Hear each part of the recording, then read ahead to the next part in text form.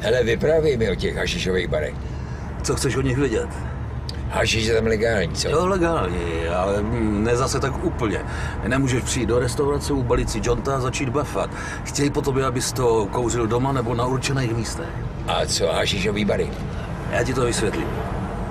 Je legální to koupit, je legální to vlastnit a pokud si majitelem hašišového baru, můžeš to i prodávat. Můžeš to mít i u sebe, ale no to je jedno. A teď dávej pozor.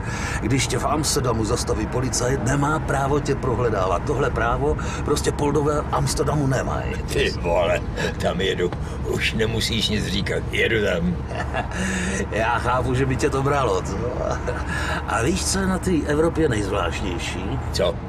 Ty drobný rozdíly. Příklad? Tak třeba přijdeš v Amsterdamu do kina a klidně si koupíš pivo. Ale ne do nějakého papírového kelímku. Mluvím o sklenici piva. Jo, a v Paříži dostaneš pivo u McDonalda. Ha.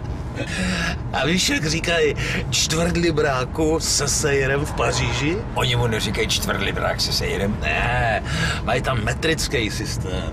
Věděli by kulovi, co je to čtvrtlibrák. Tak jak teda? Říkají mu Royal Sear. Royal Sear? Jo. A co Big Mac?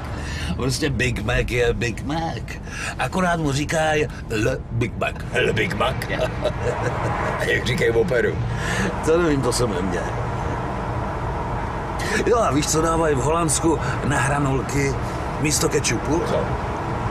Majonézu. Do hajzlu. Jo, na vlastní oči jsem to viděl, jak to v těch sračkách topějí. Wow.